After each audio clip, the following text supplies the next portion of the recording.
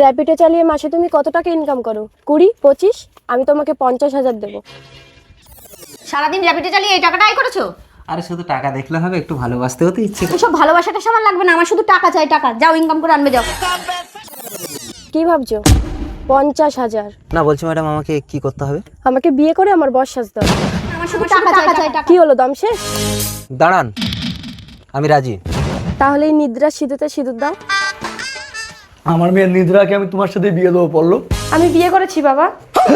তার মানে নিদ্রার সাথে বিয়ে দেওয়ার লোভ দেখে আপনি এতদিন আমার কাছ থেকে ঝেড়ে খেয়েছেন? দাঁড়াও নিদ্রা, দু কলম লেখাপড়া শিখে একটা চাকরি করিস বলে নিজেকে কি ভেবেছিস? তুই তো জানিস তোর সাথে এই পল্লবের বিয়ে ঠিক করে রেখেছি। আমি একটা মাতালের সাথে সারাটা জীবন কাটাতে পারবো না বাবা। Hey you bloody buster! বিয়ে করে নিজের বউয়ের গায়ে হাত তুলবে? নিদ্রা আমার বউ। তুমি কার হাত ধরেছো জানো? ও একটা এমএলএর ছেলে। থাক, আপনার মুখে আমি আর আমার তারিফ শুনতে চাই না।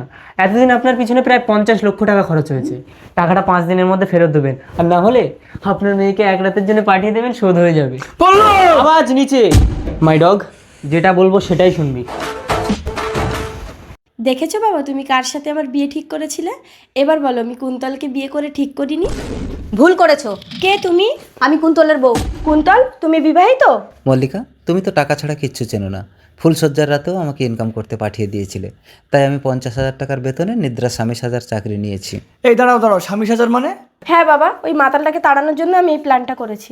তাহলে কাজ হয়েছে, আমার স্বামীকে এবার ছেড়ে দাও। না না, তোমার স্বামীকে সারা জীবন আমার স্বামী সেজে থাকতে হবে, নইলে ওই মাতালটা যখন তখন এসে আমাকে বিয়ে করে নেবে। আর তাছাড়াও তোমার স্বামীকে তো প্রতি মাসে আমি 50,000 টাকা করে দেবো। 50,000 টাকা? না গো, আমার পয়সার দরকার নেই, তুমি আমার সাথে চলো।